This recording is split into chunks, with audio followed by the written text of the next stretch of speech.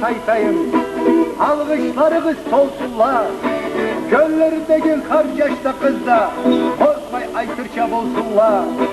Bozgancıllanı suratladınız, gerek mittense kaytırga. Kellik yıllanı suratlar edin, bilmeyme nezat aytırga. Uğulanı kim yurduma dirge, başım cetelil kerge. Yaşav yolumuz güç veret bizge, azatmız tügen.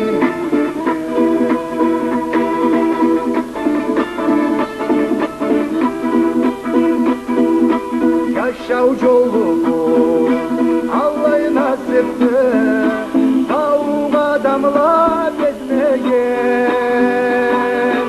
An içinde gölüm yarıktı, yazıktı beni sezmegen.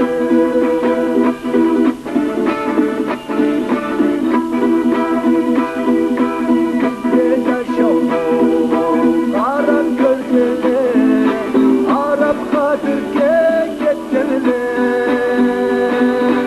Ağırdan kovup Türkiye'liler, kurtları kabar öldürür. Gellik törünü başlasına, madizli törü sıkmansın. Yaşlasın yurtun tuğan halkını, atı ömürge saklansın. Avuzga çapkan ol günah işti, zincirle ayt deyip böldünüz. Sıy vergenizge, pek sağ olunuz, boza ayaklı verdiniz. Boza ayaklarını kolga alıp, algış dileğimi tavlağa. Kime gelle da sütüyle bizim, ol müdürümdü şavlağa. İçeyik, içeyik, içeyik, adamlık kabadım. Dilleyik, dilleyik, dilleyik, halkımız anası. Yetti atağa, deri sanarga, usta bolsunla bağlala. Sabilerinden açmasınla, tavlu atala anala. İçeyik, içeyik, içeyik, adamlık kabadım.